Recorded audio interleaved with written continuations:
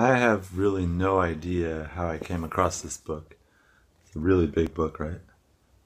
Very large. I don't know if you can even read the title. I looked at it and I could not figure out what it said, but it is called Soft City. It's this book that came out recently, but I guess it was done in the late 60s or 70s, early 70s, by this guy whose name is not Pushwagner, but that's the pen name that he wrote under. Makes him sound like he's Dutch or something, German, but I think he's not. I don't remember. I kind of read through the intro, but it didn't really interest me, so I kind of skipped over it, even though Chris Ware, who's a really great artist on his own right, with a very different style from this book, he did the intro. I just kind of skimmed it, so I don't really know what the backstory is. I just read into it.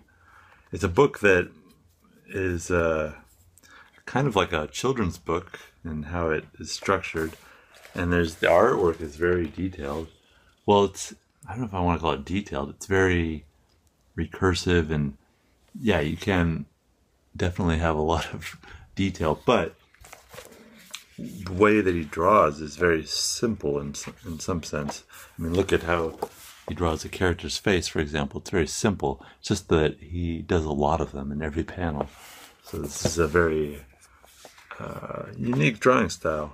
It reminds me of, what was that French movie with the sci-fi movie with the little people, and is very odd science fiction. It'll come to me, but I'll remember it later and I'll put it right here. Whatever that is, that movie, this drawing style reminds me of that whole light line method. It's a book that has some very subtle, maybe not subtle, has very dark themes to it. It's all about automation and how people are processed into this giant corporate cellular state. This is like if Radiohead made a children's book. And it's a good book, I guess. I don't know if I loved it. I enjoyed it. I'm really glad I read it once, or at least. Maybe if you like dark fables of that sort. That's all I can really say about it. He loves to really draw like skyscrapers with all these little windows.